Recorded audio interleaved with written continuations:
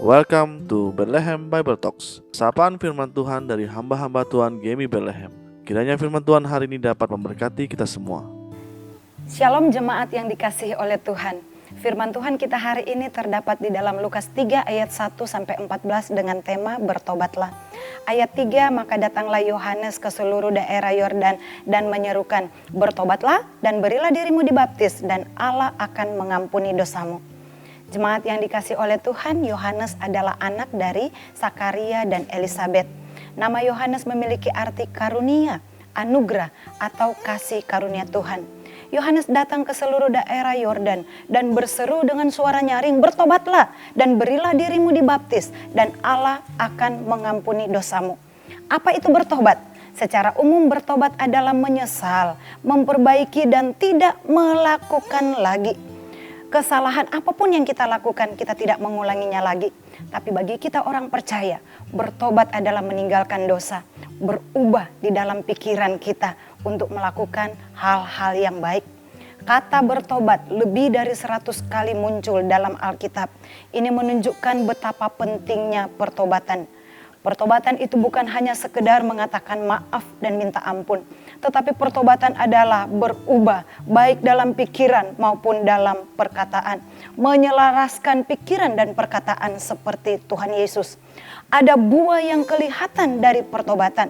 Orang banyak bertanya, jika demikian apa yang harus kami perbuat? Yohanes menjawab mereka, barang siapa mempunyai 2 helai baju, hendaklah memberikan kepada yang tidak memiliki.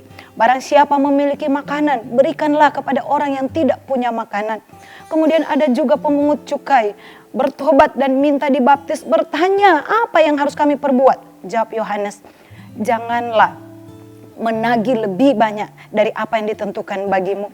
Kemudian para prajurit bertanya dan Yohanes menjawab, jangan merampas dan jangan memeras orang. Cukupkanlah dirimu dengan gajimu dan penghasilanmu. Orang yang mengalami pertobatan, perkataannya akan selaras dengan perbuatannya. Dan apapun yang ia lakukan seperti untuk Tuhan dan bukan untuk manusia. Orang yang mengalami pertobatan akan menghargai pengorbanan Kristus di atas kayu salib yang mau mati bagi dosa dan perbuatan kita. Sehingga hidup kita hanyalah untuk menyenangkan hati Tuhan. Jemaat yang dikasihi oleh Tuhan, buah pertobatan apa yang dapat dilihat orang lain dari hidup kita? Di tengah-tengah situasi dan kondisi saat ini, marilah kita tetap hidup jujur dan rendah hati, selalu berbuat baik dan mau menolong sesama.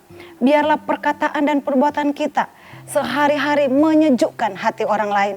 Sama seperti Yohanes berkata, biarlah ia Yesus harus semakin besar, tetapi aku harus makin kecil. Kiranya Roh Kudus menolong kita, memampukan kita untuk menjalani hidup hari ini. Tuhan memberkati kita semua. Shalom. Demikianlah Bible Talks hari ini. Tuhan Yesus memberkati.